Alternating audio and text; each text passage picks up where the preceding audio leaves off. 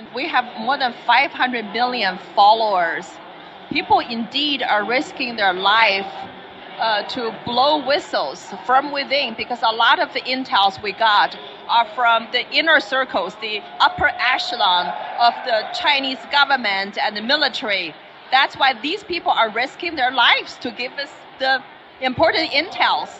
So I want you to share some heartfelt words with our Chinese whistleblowers who are actually jumping, bypassing the internet firewall to watch this interview. What I'm learning about the whistleblowing is they have to do it in numbers. It can't be one, it's got to be 100, 200, 300, 500 people, and then they like whack-a-mole trying to find these individuals, but if there's so many, they can't stop the sleeping giant.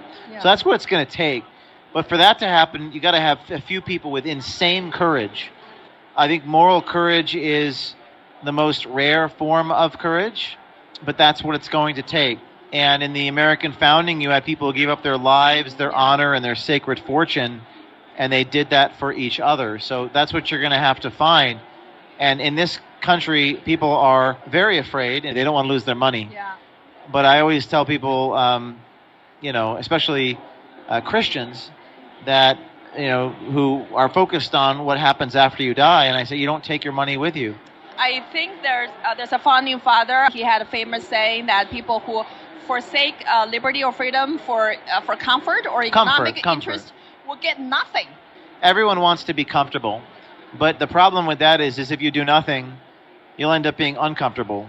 Yeah. Because things are headed in a scary direction, and it's going to take people to step up. So, yes, you might lose your comfort, but you might keep your comfort, but you might lose your soul.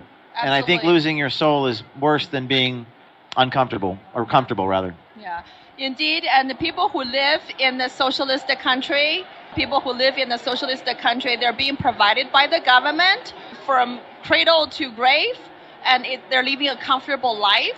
But actually, they're in jail. Their mind and spirit are imprisoned by the big government. And that's why this year's AmFest, one of the biggest themes is big government sucks. Well, I'm not a critic. I'm more of try to be a truth teller. And times of universal deceit, telling the truth is a revolutionary act. But I do think we have to overcome the fear. And the way to overcome the fear is to find the fearless people. Don't pay attention to the the people who are afraid. I would say, for those of you watching, this message is for the fearless, is that take action, stick together, and find other fearless people. Find the good, the strong, and the fearless people, and the humble people, and the smart people, and stick together and start taking action.